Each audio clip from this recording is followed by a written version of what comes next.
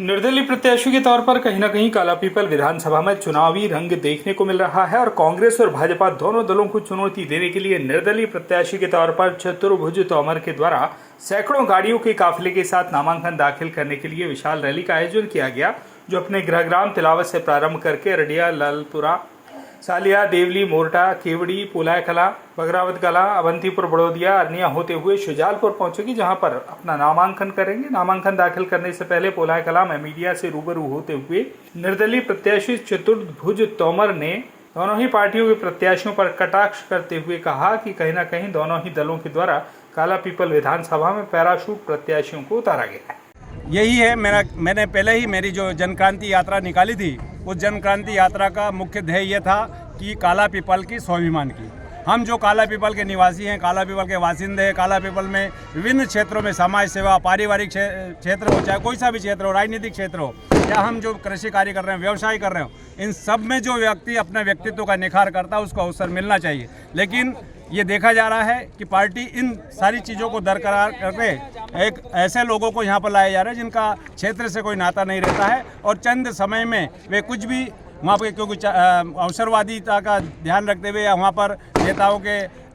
परिक्रमा करके टिकट प्राप्त कर लेते हैं, जिससे यहाँ पर कालापीपल के स्वाभिमान को ठेस पहुँची है। और मैं कालापीपल के स्वाभिमान के जो कालापीपल का स्वाभिमान है उसको बचाने के लिए निर्दलीय के रूप में प्रत्याशी बना और चुनाव लड़ रहा हूँ। नहीं,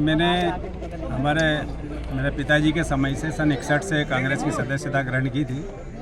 और तब से आज तक कांग्रेस का झंडा बुलंद करते हुए हम आए हैं। और मैंने भी विगत 30 वर्षों से विभिन्न पदों पर रहते हुए निष्ठापूर्वक कांग्रेस का कार्य किया है। और मैंने